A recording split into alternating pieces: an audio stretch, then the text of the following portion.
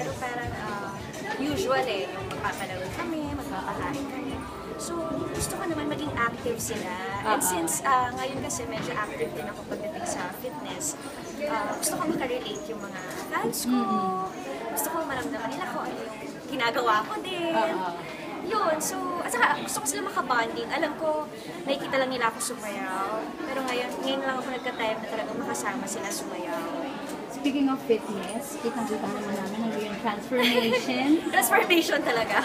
Oo, hindi kasi, parang, di ba dati, payat ka lang. Ngayon, mukhang toned ka. Talagang, mukhang talagang pinaghihirapan mo yung katawan na. Ako nga parang, toned ba yun? Oo. This is for yung pictorial. Yung Metro Body. So, sa Metro Magazine, sa feature for Metro Body.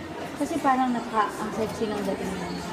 Actually, hindi ko nga inasahan na makakasama ako kasi never naman ako nalapit sa pagdating sa body, pagdating sa ganda ng katawan, gano'n. Pero natuwa ako kasi in fairness yung pagpupunta ko pala, pag-workout ko, ganito pala yung effect. Mas nakikita na nila na pwede ka dito sa ganitong features, na may ganun pala akong side. Hindi lang ako yung parang bata na kain lang ng kain, tapos wala. Alam mo yun? So ngayon mas conscious ka na. Pero dati, pag nagpapapayat ka, nababalita kang anorexia, ganyan.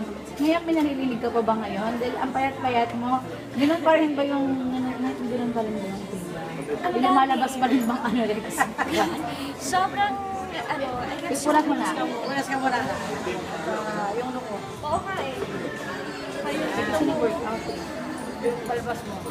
May lalaki! Ikaw na. Oo nga no.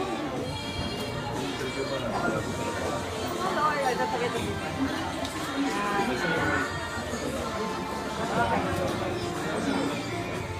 sorry. Uy! Ayan. Ang yung tanong ko. Meron sa anorexic tuba ko ba? Honestly, I get so many negative comments about it. Like, nakikita Sa nila... papayat mo? Oo. Nakabasa ako na may sakit daw ako, anorexic daw ako, bulimic daw ako, mga ganon. Talagang yung iba, harsh na talaga. Pero kasi sa akin kasi, yung katawan ko dati, never naman talaga ako tumaba. Ang sa akin lang, gusto ko lang mag-mature yung katawan ko. Kasi, ano na ako, petite na talaga ako. Sa totoo lang, small bone talaga ako. Kahit tumaba ako, eto na yon yung ganon.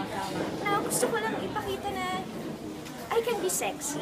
But of course, sexy and classy at the same time. Hindi rin naman yung sexy na talagang, actually hindi ko pa talaga kaya yung mga yung talagang very daring, ganyan. Pero gusto ko lang makita na nagmamature din yung katawan ko. And hindi porket payat ako at petite ako, ganito na. Gusto ko talagang makita na nila ako as a woman. And of course, hindi lang syempre sa katawan, hindi lang sa features, of course sa personality ko. Nag-hurt ka pa ba? Sobra! As hindi ko malain, sobrang affected talaga ako hanggang ngayon.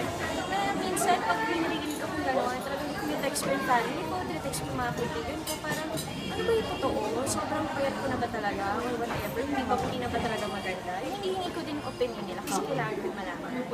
So ano naman ang sinasabi nila? Ano naman sila, very supportive naman sila. Talagang sinasabi nila sa akin nga, siguro mag-gain ka, tapos i-tone mo lang. So yun yung ginagawa ko ngayon.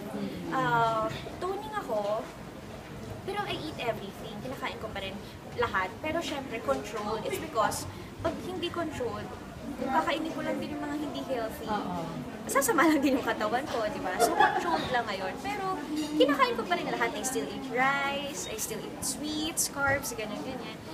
And kasi, hindi totoo.